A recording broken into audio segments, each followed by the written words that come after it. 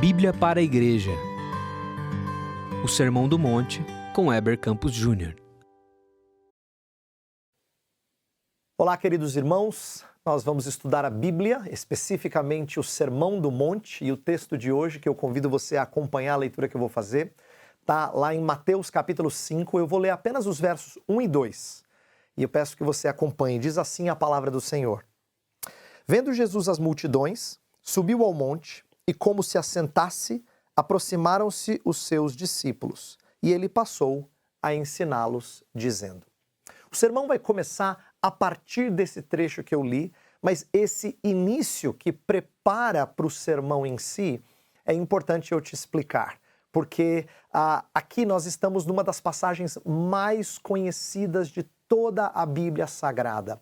Ele é chamado de Sermão do Monte porque o evangelista Mateus reuniu trechos que Jesus possivelmente disse em contextos diferentes num só sermão, que está registrado lá nos capítulos 5, 6 e 7 de Mateus. Então, esses 3 capítulos são chamados de Sermão do Monte, que tem paralelos nos outros evangelhos, principalmente em Lucas, mas organizado de maneira diferente. Aqui, ele é organizado como uma só mensagem que vai retratar várias coisas preciosas, especificamente uma reinterpretação da lei. Então deixa eu te explicar uma coisa sobre o evangelista Mateus, importante para você entender à medida que você lê o evangelho de Mateus comigo.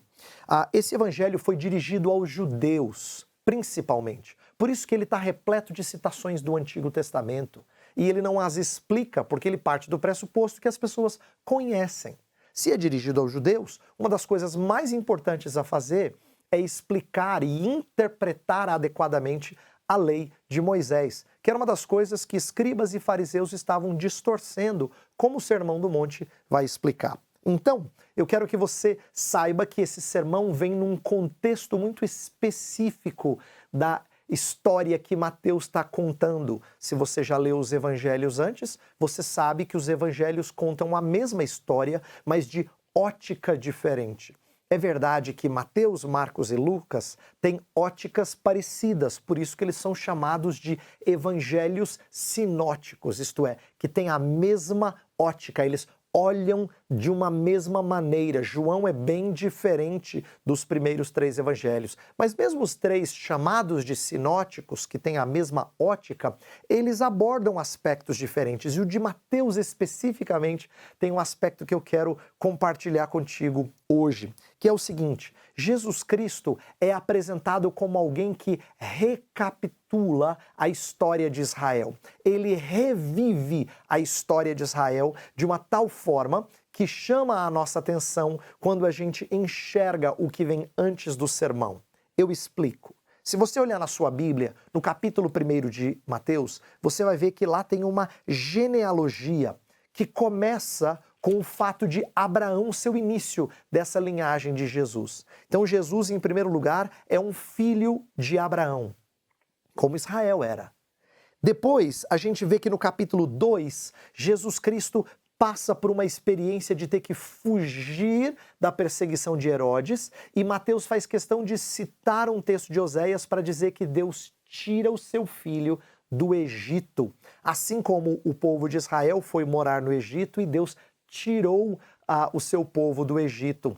No capítulo 3, a gente vê que Jesus Cristo passa pelo batismo e Paulo explica para a gente que a passagem do povo pelo Mar Vermelho foi como se fosse o batismo. É quando o povo é retirado de entre os pagãos para ser um povo específico de Deus. A passagem pelo mar é quando o povo se torna finalmente povo distinto daqueles com quem eles moravam. E é nesse sentido que o batismo representa a passagem do povo pelo mar. No capítulo 4, a gente vê Jesus Cristo sendo tentado no deserto e não murmurando como o povo de Israel, mas saindo de toda a tentação perfeitamente fiel à lei de Deus. E aí no capítulo 5, o que acontece?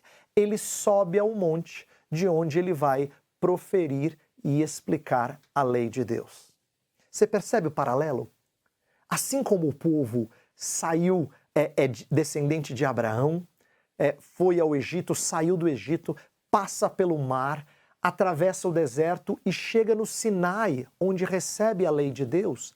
Jesus Cristo está sendo apresentado como um novo Moisés, aquele que está conduzindo o povo ao entendimento da lei que agrada ao Senhor.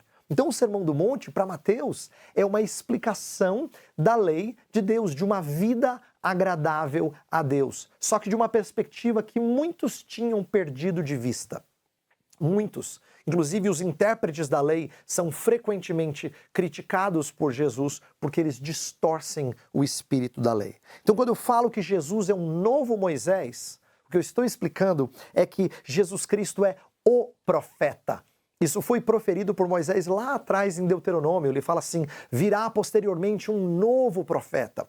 Mas esse novo profeta, ele não é exatamente igual a Moisés, porque Moisés falava a lei que ele recebia da parte de Deus. Jesus é o próprio legislador, ele é o profeta por excelência, ele profere a palavra de Deus como homem que ele é, mas ele fala da lei que ele conhece, porque espelha perfeitamente o seu caráter. Então Jesus Cristo vai nesse sermão explicar a lei como ninguém e vai aprofundar a nossa compreensão da lei de Deus, de uma vida agradável a Deus, de uma forma que até então muitos judeus não tinham compreendido. E o que ele vai fazer nesse sermão que é tão interessante? Ele começa, e a gente vai estudar isso em episódios posteriores da leitura da Bíblia, ele começa com as chamadas bem-aventuranças, que é a descrição da alegria, da vida feliz em Cristo. Estar em Cristo é estar satisfeito, é ser bendito, é ser abençoado, bem-aventurado. E ele começa então com a vida alegre, com a vida de perder tudo para ser achado em Cristo, como o próprio Paulo explicou aos Filipenses. E ao longo do Sermão do Monte, a gente percebe que Jesus Cristo vai explicar uma vida cristã que é bem contracultural. Quando eu falo contracultural, é assim, no sentido de ser contrária à maneira vigente, normal das pessoas viverem hoje em dia. Por exemplo, olha para as bem-aventuranças. Observe como elas são repletas de aparentes contradições, ou pelo menos a gente poderia dizer assim, são afirmações paradoxais. Pensa comigo, bem-aventurado é o pobre porque ele tem o reino. Como é que pobre vira rei? Bem-aventurado o que chora, e a gente vai ver que é um choro de tristeza, porque ele vai ser consolado, ele vai ser alegre. Como é que você pode ser alegre enquanto chora de tristeza? Bem-aventurado o manso que herda, o que tem fome é saciado. São algumas coisas bastante paradoxais. Como é que aquele que é justo é perseguido por causa de justiça? Você percebe? As bem-aventuranças são expressão da vida contracultural, mas tem mais no Sermão do Monte que é bem essa cara. Outro exemplo é a ideia de amar os inimigos e orar pelos que perseguem. Onde já se viu amar os inimigos e orar pelos perseguidores? Mas Jesus está propondo um estilo de vida contracultural.